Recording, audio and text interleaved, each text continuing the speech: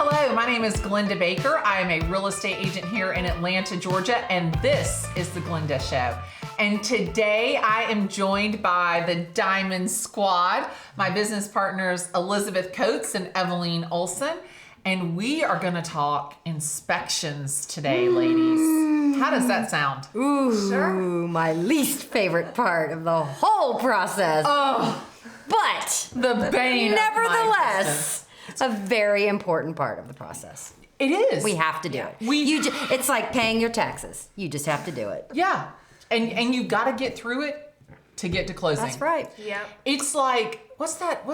It's like the center in basketball. It's like the defensive line. You got to get past that to get to the end zone, right? So the inspection process, let's kind of just unpack that a little bit. So you get your offer accepted and you have X number of days to do the inspection, right? Yeah, in the due diligence period. The inspection is done within the due diligence period. And typically that due diligence period is about 10 days. 10 days. Yeah. You know, Offers, 7 sometimes days. 7 and sometimes 14. so really But like 10 is really more what we average. see. You know, Yeah. that's what we So see. let's say like 7 to 14 days. Okay. So 7 to 14 days, typically 10. You've got to get not only the inspection done, but the repair requests and amendment executed prior to the expiration of the due diligence, Right. correct? The repairs do not have to be finished in the due diligence. A lot of people don't understand that. Right, but they have to be agreed But they have to upon. be agreed to. What is the most common thing that you see on an inspection request? Request from the buyer, you mean, or the report that the Okay, great way to separate it. What is it that you see most often that comes on an inspection report? What does every inspector ding? not having an expansion tank on the water heater is a big one. GFCIs. Tripped GFCIs. Wood rot. Wood rot comes up on just about every house Yes. ever. Yeah. And typically with the AC units outside that they don't have insulation by the cables the out line. there. I see that a lot. And they don't have sometimes they don't have the drip legs underneath the furnace. Or Yeah. the The water heater. Yeah. Doesn't have the drip legs. And that seems like an easy thing to put, but actually somebody has to lift up the whole water heater to put it under there. It's a bigger job. It's not like a quick and easy fix. Yeah, especially with the plumbing too. Like, Yeah. do you have actually the space to put it up because of the plumbing? Right, and sometimes you don't have the space. So that's not that easy. Right. So I'm typically on the listing side. You girls are typically on the buy side. So we're kind of on opposite ends of the court here. Right. Yeah. Okay. We typically don't we're typically not opposing each other. No. But when I get inspection requests from buyer's agents, for me, we just got a 102-page inspection report. That's obnoxious. Oh my God. And I said to the agent, okay, I received your inspection report.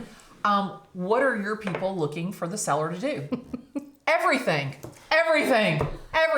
Okay. So let's talk through bridging the gap between the request and reality. Right.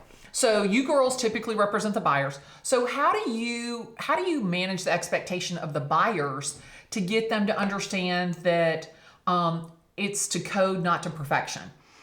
So there's two ways how I handle my situation. So when I show the house, I tell my clients anything cosmetically that you can see, anything that's defective, that will reflect in the offer. And then when the inspection comes and items we couldn't see, those items will ask to get repaired. Super. Now, Evelyn, do you focus on unsafe, defective, and hazardous? Yes, absolutely. When I get the inspection report back, that's how I will go through with my buyers. Okay. Through that category. And so let me ask you a question. So I think for me, I represent the seller. The seller is always looking to do it the most cost-effective way. Yeah. The buyer always wants the Taj Mahal repair, the most expensive repair. So how do you guys get the buyers to a comfort level of that the repairs are going to be done properly? Well, I don't even go there. I immediately start talking about, I talk to them about the expectations and how there's usually a gap. And just to keep everybody on the same page, that I always throw out the idea of getting a credit. And usually usually my buyers are very open to that. So we don't get into who's going to do the repair. Do I like the way they did it? So I don't usually have that as an issue. On the few times where the buyer has wanted the repairs, I absolutely get behind that, and will sometimes request a specific company in the amendment to address concerns so that there isn't that issue, because it's just too difficult. And I don't like my buyers to not be happy. And there's a lot of room for error. Yeah, too much. And another thing I love to do is I always ask for like licensed electrician or licensed plumber. And to do the receipts to Yeah. be provided within 3 days of closing, so that we know it was done right. And then of course when we do the walkthrough, we check. But one reason why I feel like I have happier buyers when we just negotiated credit is that we don't get into that issue. We don't get to the walkthrough and then they go, well, wait, this didn't get done the way I thought it was going to get done. So I just pretty much get on board with whatever they want. So one thing that we've run into over and over and over and over and over again is that it is an unrealistic expectation of the buyer that a general home inspector is going to come in and in 4 hours assess the property and be able to find every single flaw. And in fact, we started role playing and scripting how to manage those expectations of our buyers earlier this year, because we had another incident again this year where just recently your client, the inspector, missed a few things. He missed some things that I think he should have caught. An inspector that we don't recommend inspectors typically, Right. But an inspector that they selected missed some things, and of course they come back to us and say, "Hey, the inspector missed this," and of course we send them straight back to the inspector. But the thing about it is that we need to be able to manage those expectations of the buyer. That number one, we're not responsible for what the inspector misses. Right. We're not responsible for how the repairs are completed. And that it's really, really important to take that credit. The credit is so vital, because then that way they can hire the person that they want to do it the way that they want it done. Yeah, and I think that's the most important thing, is they get to choose. Yes. They're in the driver's seat. I mean, but there are some times when it just makes sense to do the repair before closing. Right. And so we'll fight for that. But I just think it's people stay happier if they just get money in closing costs, and then they can hire whoever they want once they buy the house. Well, you know what? I have to tell you, something that really irked me was I sold this house, and they had to have the $7,000 for this chimney repair. Oh, it's unsafe, and I've got to have this $7,000. Yeah. You know which house I'm talking about. That house closed in June of 2019. Have they done that chimney repair? No, I bet they did not. They have not done that chimney repair. They took that $7,000 and they furnished that living room. Exactly. That's what they did. Exactly. But that's their choice, I mean. But this is the thing that made me upset about that, was that woman fought tooth and nail for that $7,000. Like the chimney was gonna fall off the house. The house was gonna explode at the very first lighting of the fire. If that chimney didn't get fixed, and that damn thing I drive by that house every week. And every week I look at that chimney, and that shit is still there, and it makes me crazy. I swear, it makes me nuts.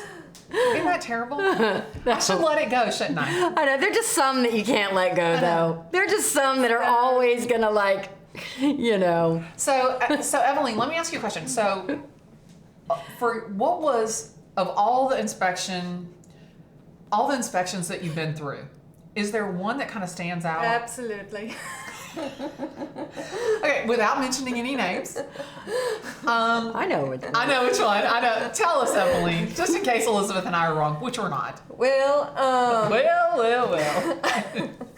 I came to the inspection, and so we usually like to arrive towards the end so the inspector can come go through the summary with us, what he has found. And so he has this little computer, and he shows us pictures of the findings of that needs to be repaired. And then he goes to the category to the bathroom. And he says, see, here is my water meter reading. And the water meter reading is really high next to the shower. And the same thing right next to the toilet. And he said, and then he pulls out a cheat sheet. And I've never seen this cheat sheet before. Like, he came prepared, okay?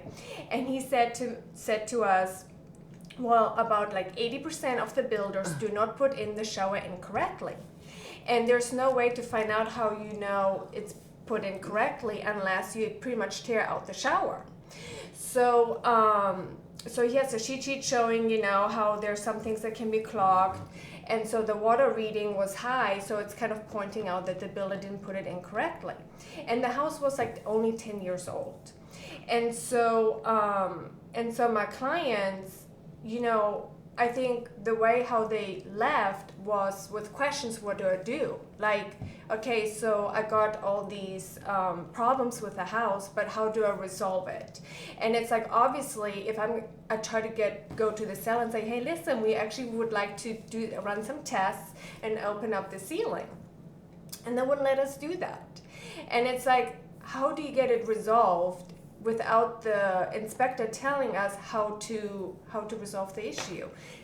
And we talked through that. He just put the problem on the report, but not the solution. Well, and he put the problem on us. Yeah. And so we scripted through that because, and we went round and round about that because what he did was he brought up a question that he had no solution for. Yeah. And the information that he gave was very inconclusive. Right. Yes. And so what did we do? We went back to him and said, you're the inspector. Yep. We depend on your expertise. Yes.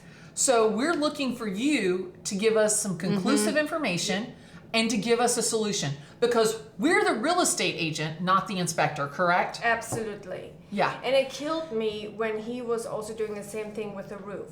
He says, look, I see a couple shingles that have some hail damage. And hey, wing, hey, I know a roofer, and let him come out and I can possibly get you a new roof. Right. And so it's like no, my buyer thinks he can get a new roof.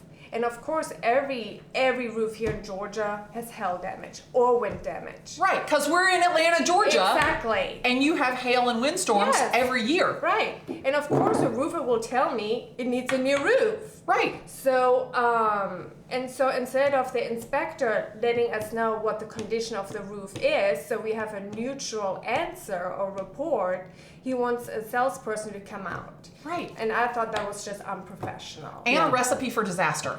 Yeah. And in fact, our client terminated on that first contract because what seller is ripping out their shower and their tub without conclusive information that there's moisture? Because is there going to be moisture in the shower? Yeah, because you took a shower in the morning. And you have plumbing right there. Yeah. Right. So there's always going to be moisture there. So I think that's something that, like, number one, like an inexperienced real estate agent or a real estate agent who doesn't do it often, whether they're newer or older, someone who is not proficient at the skill doing it every day, all day, and twice on Sunday. Yeah. Their buyer is really at a disadvantage because talk about somebody who doesn't know how to deal with a situation. If the three of us are struggling to manage expectations of the parties, think about somebody who doesn't do it as often as we do. Yeah. Yeah. Eveline, but I thought I know. I thought she was going to talk about the buyer that fell through the ceiling. You had a buyer that fell through the We ceiling. both had a buyer that fell through the ceiling, but yours did first. But that was a long time. I know, but wasn't that at an inspection? It was. He hiked himself up in the attic and fell right through. But that's not what I thought she was going to I talk about. thought that's the one she was going to talk about. No, I thought she was going to talk about the HVAC that was installed sideways. Oh, That gosh. was me? Sideways? The HVAC that was installed sideways? Was that... We're not going to say anything. I know we're not going to say his name, but I'm just wondering Remember? if it's the one that we all kind of had to get involved with. Sort The of. $14,000 HVAC that was installed incorrectly that was letting. Oh, yes. And we had to go, and he met with the inspector, and one time I had to go. Yes. Okay. I know that. So as you can see, We've had a lot of fun. there's lots with of inspections. inspections. Okay, so I would ask you the same question, I don't even want to know what you're gonna say. I know. My worst inspection was a septic inspection. I got to see what a septic tank looks like, what's inside it, with the clients, the owners of the house, standing around as we're all looking at their products. That was the worst inspection. That was when we were Glennda Baker and Associates. That was like 12, 13 years ago. But it was so uncomfortable when he moved the septic tank top off, and we're all just standing there acting like we're not seeing this stuff. And acting like it's not his stuff or her stuff, and then we're all just standing there. It was terrible. I was just like, I have got to go home. I can't. As much as I would hate to not say this, but we cannot make this shit up. And that's a pun. It's completely intentional. That was my worst inspection experience, I think. Oh my gosh. Okay, so obviously my worst inspection was driving up with the canoe in the front yard. When I drove. Yeah. My listing under contract. Yes. We drive up, and the City of Atlanta Fire Department is in the front yard in a canoe. That was a bad sign. That was bad. Oh my God. That was really, That was really bad. bad. Yeah, I mean. How many years ago was that? So it was pre-2009. Oh, okay. So probably 2006 or 7, maybe. I mean, but I will tell you, probably the worst inspection story that I've heard as a real estate agent, or probably one of the worst I can think of as a real estate agent that I've heard. It didn't happen to me, but it did happen in my neighborhood, where there was a piece of plastic in the chimney from when the roof had been repaired and the chimney had been repaired. And the inspector found it. The seller agreed to fix it. The seller actually did not fix it. Oh, shock.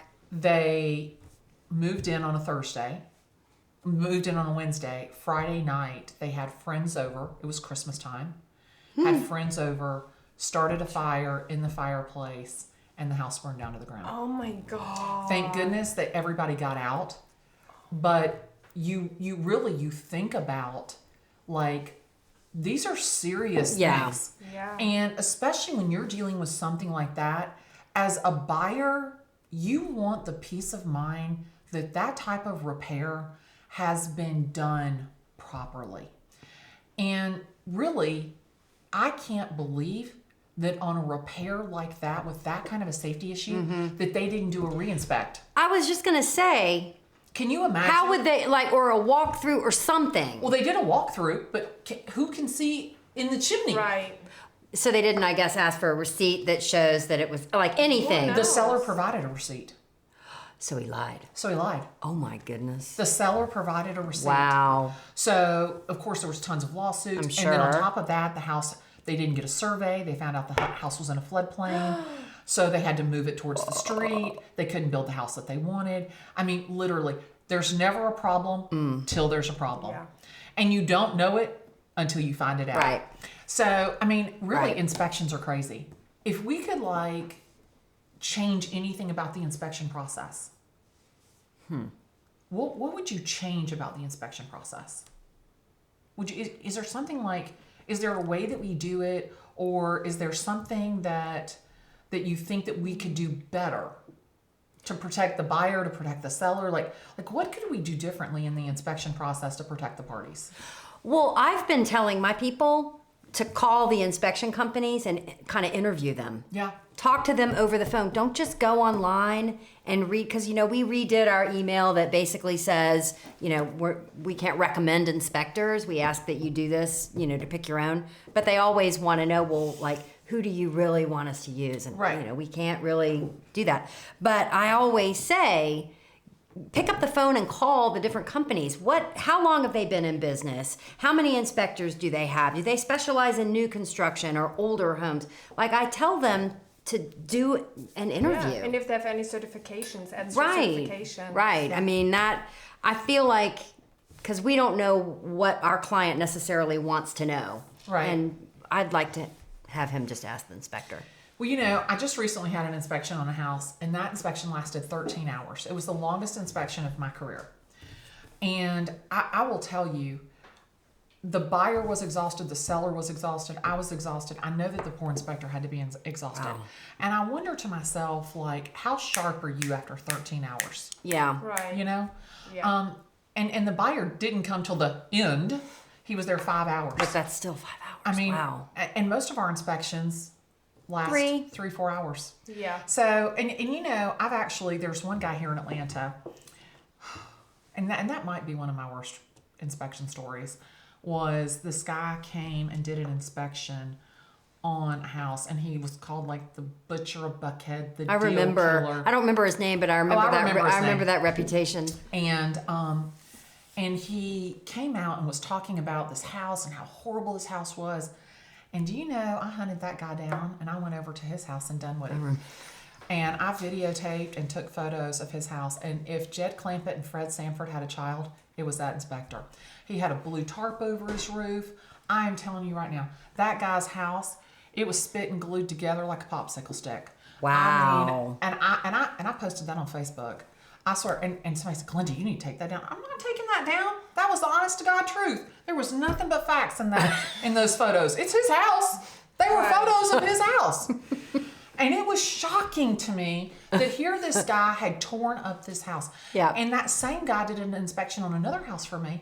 And he said, if I could condemn this house, I would. And and it was sweet Ron Dickinson's house. And do you know what? I literally went after that guy like a pit bull. I mean, I will tell you, if I could have ripped him limb from limb, I probably would have. Because that is such a disservice. Yeah. Not only to the seller, but to the buyer. Yes. Give us constructive. Yeah. Yes. Tell us, what is the solution? Yeah. Like, don't go in and Judge come it. up with this theoretical what's the word? Hypothetical BS that we can't do Yeah. anything with. Give us what is the problem, Yeah. what is the solution. That's what we need. And it's even better if they can maybe ballpark the price. Yeah. They never want to do that. They never want to do that. But that is very helpful. Yeah, but this is the thing, is you and I both know that if you need a pressure relief valve on a water heater, it's $289. Yeah. Right. Why can't the inspector say that? Right. Yeah. At the end of the day, you can fix anything with money. It just depends how much it's going Right. to cost. Right. Amen, sister. So- Right. At the end of the day, you can fix anything with money. Yep. Anything on an inspection and Yes. anything on this Can face. all be fixed. All right, so girls, is there anything we want to say to wrap up inspections? Just that despite our stories and despite, you know, how much some of us hate him more than others, we still have to do them. Yeah. You have to do them. Even when a house is being sold as is, that doesn't mean no inspection. Right. So Right. you need it to means do an that you're inspection. going to do an inspection and you're going to suffer through whatever right. the issue is. Whatever the But issue it is. pretty much gives you an idea if you want to move forward with it Yeah. or not. Right. You know? Yeah. And that's really the purpose of an inspection. Right. The purpose of an Right. inspection is not to inspect to perfection, but to inspect the general condition Yeah. of the home to understand if you want to move forward with the purchase or not. Right. Period. Exactly. And hopefully, in that 4-hour period, they're going to find anything that is unsafe, defective, or hazardous. But to think that in 4 hours, you're going to be able to find every flaw of a house that's 15, 20, 30 Yeah. years old, that's an unrealistic expectation. Yeah. Would you agree? Agreed. It is. Absolutely. Yep. Yeah. So, guys, as I always say, my name is Glennda Baker. I'm a real estate agent in Atlanta, Georgia. I would love the opportunity to talk real estate with you. So send me a text, tag me in a post, give me a call. That's what I love the most. I'll look forward to talking with you real soon. See ya.